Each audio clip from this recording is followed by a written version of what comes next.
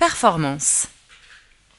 Mesurer la performance d'une application, c'est comparer une performance attendue, par exemple un temps de réponse pour une transaction, avec une performance mesurée. Nous avons donc traité le sujet de la façon suivante. Ici, l'application SAP comporte des points de mesure complémentaires. Dans l'exemple choisi, le temps pour me connecter depuis Paris ou depuis New York, mais aussi le délai de mon processus de mise à jour des stocks. Pour chacun de ces points, on détermine deux choses. 1. Une performance normale ou attendue. Par exemple, on s'attend à ce que le processus dure 3 secondes. Pour tenir compte de l'importance des points de mesure, on va leur attribuer un poids. Dans notre exemple, la connexion depuis New York pèse 45 parce qu'elle est beaucoup plus importante que la latence de la base de données Oracle. Une fois ces temps mesurés, on calcule un indice composite qui est une moyenne pondérée des performances. Cet indice peut être représenté soit sous forme d'un calcul nominal, soit sous forme de courbe.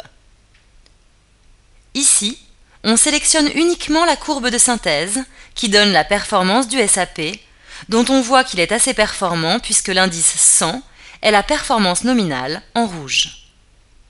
Il est quasiment tout le temps supérieur. On peut ensuite zoomer sur une mesure, par exemple, regarder la performance depuis New York. En complément du widget qui donne une vision en temps réel, vous pourrez retrouver un historique des informations dans le rapport de performance applicative. Dans cet exemple, on constate pour une période de 7 jours à quel niveau de performance se situe notre SAP. On retrouve ici la ligne rouge représentant la normalité. Lorsque l'on est en vert, on est au-dessus de la performance attendue. Notre application est donc très performante.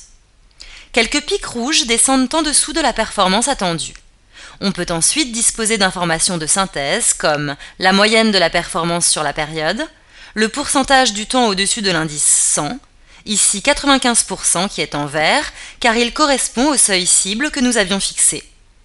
Ensuite, on peut éventuellement accéder aux détails des points de mesure. Par exemple, on voit que la connexion depuis New York a été à 95% du temps dans le seuil de performance attendu. On peut enfin consulter des courbes par point de mesure si l'on veut procéder à des analyses un peu plus détaillées.